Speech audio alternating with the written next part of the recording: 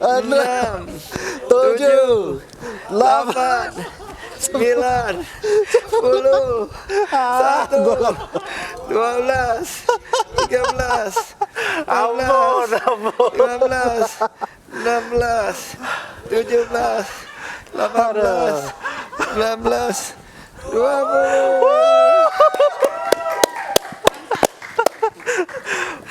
Gila kita kalah.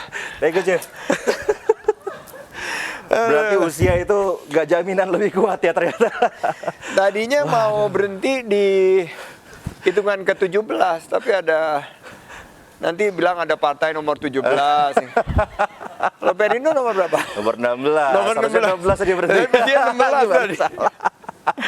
Aduh, tapi dia baru kali ini dia bisa ngerjain Mas Menteri push up dan tayang. Tayang. Mudah-mudahan nih tayang nih. Harus tayang. Oke, kita ngomongin tentang pariwisata dulu deh. Mas Menteri, kabar pariwisata sekarang kayak gimana ya? Pariwisata, alhamdulillah berkat dukungan masyarakat dan juga pengendalian pandemi yang lebih baik oleh seluruh rakyat Indonesia dan kepemimpinan ya, leadership dari Bapak Presiden serta seluruh jajarannya, kita bangkit pariwisata kita. Dan yang paling menarik adalah target yang paling optimis itu 3,6 juta 3,6 juta wisatawan mancanegara. Kita melewatinya tuh sampai 5,2 juta. Oh, hampir double digit dong. Hampir 50% ya. 50%, hampir mencapai 80% di atas target. Wisatawan mancanegara ini juga kualitasnya lebih tinggi karena terbukti devisa pariwisatanya targetnya 1,7 miliar US dollar, kita berhasil mencetak mendekati 5,4 miliar US dollar. Artinya nggak linear dong ya, ini malahan Ya, ke atas gitu ya? ke atas. Dan yang paling membuat saya bahagia dan bersyukur adalah jumlah lapangan kerja. Karena pas pandemi ini kan jutaan lapangan kerja hilang. Banyak yang kehilangan penghasilan, banyak yang kehilangan pendapatan, kesejahteraannya menurun. Nah, tahun lalu kita targetnya 1,1 juta lapangan kerja. Ya. Kita berhasil ciptakan hampir 3,7 juta lapangan kerja baru dan berkualitas. Apa aja itu lapangan kerja yang terdampak Hotel. dari pariwisata? Hotel, Hotel, restoran, restoran. kafe. Make sense, karena ada orang wisata pasti dia akan makan, Ya. akan stay di hotel ya. Ya, dan yang paling banyak nambah dari lapangan kerja itu adalah akomodasi, transportasi untuk pariwisata, makanan dan minuman. Iya, iya. Ini yang meningkat luar biasa. Karena itu kan ekosistem ya, Mas Menteri ya. Begitu dia datang, dia beli cateringnya, beli makannya, terus jajannya, terus semuanya akan terdampak begitu ya, Chief? Betul, dan itu semua yang disebut sebagai ekosistem yang interconnected, yang saling terhubung, dan juga yang saya sangat juga bersyukur bahwa pariwisata ini sekarang nggak berdiri sendiri, tapi sudah terintegrasi dengan ekonomi kreatif. Jadi orang nggak hanya rohali, rombongan yang hanya lihat-lihat, tapi sudah jadi rojali, Apa tuh? rombongan yang jajan-jajan dan beli-beli produk ekonomi kreatif. Dari rohali jadi rojali ya Dari sekarang, rohali. udah jajan. Spending soalnya ya, Chief, Karena ya? spending. Dan ini yang kita perhatikan, tinggal dari wisatawan lebih lama, kualitas belanja untuk ekonomi lokalnya juga lebih tinggi. Karena saya masih ingat, dulu kan saya pernah tugas di Kemenparekraf ya, Chief. Ya? Iya, staf Kita khusus, pernah eselon tugas di 1. Gimana pengalamannya di Oh, itu kan Kemenparekraf? lagi jatuh banget sih. Wah, itu lagi jatuh banget. Ke Bali berkali-kali ya pulang pergi ya Kosong. sepi, kosong. Sekarang dengar dari teman-teman, terus lihat di timeline sosmed gitu kan, orang ke Bali itu udah rame banget. ya. Udah rame, Beda. dan ini padahal ya, Mas Prabu, tiket ini kan masih mahal. Iya. Tiket penerbangan ini masih Betul, mahal. betul. Udah gitu dengan inflasi ini banyak sekali harga-harga bahan pokok, pangan yang naik. Tapi Bali ini sudah mulai recovery, Astungkare alhamdulillah. Iya. Tapi kalau kita lihat Jogja, Bandung, itu okupansinya 100% waktu kemarin Nataru. 100%. 100%. Wow. Udah nggak bisa dapat kamar hotel Iya, iya. di hotel-hotel favorit ya. Dan ini berdampak juga kepada desa wisata, destinasi taman rekreasi dan lain sebagainya. Ini semua bisa mulai menggeliat, dan ini tentunya kami juga dapat angin segar karena PPKM kan diakhiri. Ya. Dan ini kita berharap tahun ini di kaldu, bro. Maksudnya apa tuh di kaldu? Dikali 2 targetnya. Kaldu. Dikali 2. Jadi kalau tahun lalu targetnya 3,6, tahun ini targetnya yang batas atas 7,4 juta wisatawan mancanegara. Oke. Dan wisatawan Nusantaranya di kaldu juga. Tahun lalu kita 700 juta pergerakan. Tahun ini ditarget batas atasnya 1,4 miliar pergerakan wisatawan Nusantara. Jadi ini tahun ini kita benar-benar harus tingkatkan inovasi, adaptasi kita, dan yang terpenting kolaborasi.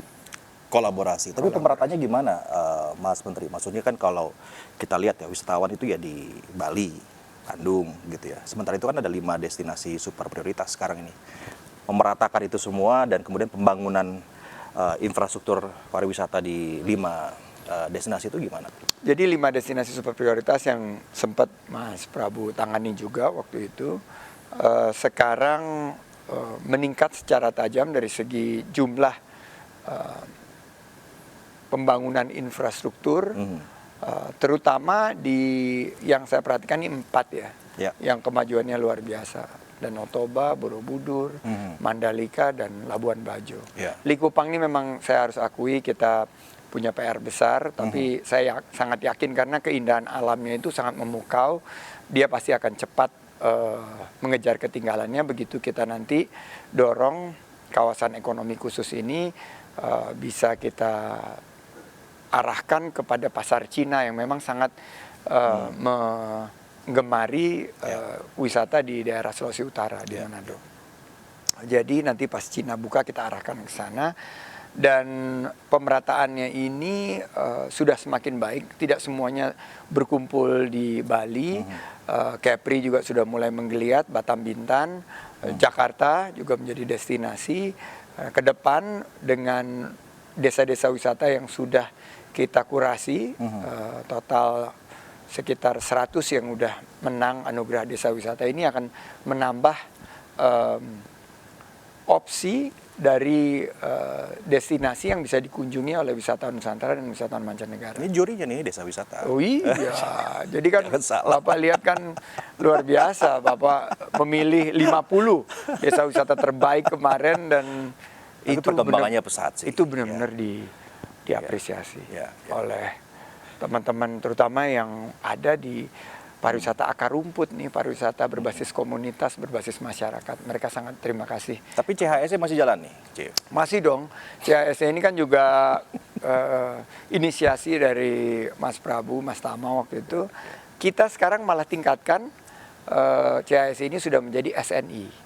Standar Nasional Indonesia, di mana kita bekerja sama dengan lembaga sertifikasi, sehingga destinasi-destinasi ini jangan sampai mereka hilangkan suatu terobosan dan peningkatan kebersihan, kesehatan, keselamatan, dan juga keberlanjutan lingkungannya ini pasca kita masuk ke era endemi seperti ini. Jadi standar yang sudah dibuat begitu tinggi, kita sudah lakukan diinstitusikan menjadi SNI dan sudah diakui oleh BSN, dan sekarang kita jadikan sebagai standar yang harus dipastikan untuk diprioritaskan bagi para pelaku ekonomi kreatif dan pelaku pariwisata. So all good ya. Saya sih harapannya begini. Enggak, masih banyak PR. Masih banyak Jadi PR. saya kalau bilang all good kelihatannya kok. Tapi kalau dibanding tahun lalu sih jauh sekali, Chief. Maksudnya, iya nggak sih? Ini hal yang harus disyukurin juga kan. Sangat bersyukur, sangat berterima kasih kepada kolaborasi semua pihak, dan media memerankan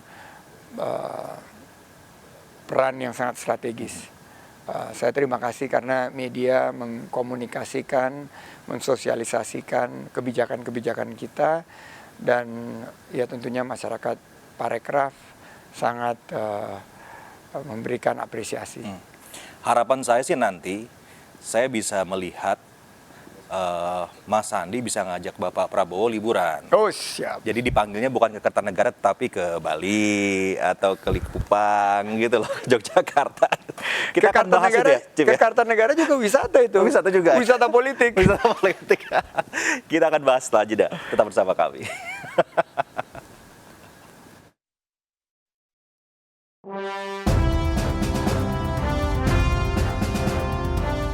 Menparekraf yang juga Wakil Ketua Dewan Pertimbangan Partai Gerindra, Sandiaga Salahuddin Uno, sudah bertemu dengan Ketua Umum Partai Gerindra Prabowo Subianto. Dalam pertemuan, Sandi menjelaskan mengenai kabar kepindahannya ke Partai Persatuan Pembangunan atau P3. Kehadiran Menparekraf Sandiaga Salahuddin Uno dalam peringatan Harlah ke-50 sekaligus silaturahmi akbar P3 di Stadion Kridosono, Yogyakarta 8 Januari 2023 menjadi sebuah pertanyaan. Apakah Sandi akan berlabuh di partai berlambang Ka'bah? Sebab kabarnya Sandi memang berniat untuk maju dalam Pilpres 2024 dan butuh kendaraan politik untuk memenuhi hasrat tersebut. Kabarnya, hubungan Sandi dengan Ketum Partai Gerindra Prabowo Subianto pun sempat merenggang. 10 Januari 2023 lalu, akhirnya Sandi bertemu dengan Prabowo. Selain menyerahkan buku perjalanan kampanye saat Pilpres 2019, Sandi dikabarkan menjelaskan isu kepindahannya ke P3. Dan di tengah hangatnya seduhan kopi Hambalang, diskusi sepanjang 3 jam tersebut akhirnya berbuah hasil. Keduanya sepakat harus bersatu padu, bekerja sama dalam rekonsiliasi. Selanjutnya, bagaimana dengan perjalanan Sandiaga ke depan? Di tengah harapan untuk memajukan sektor pariwisata pasca pandemi COVID-19 dan ambisi pribadinya sendiri untuk pesta demokrasi.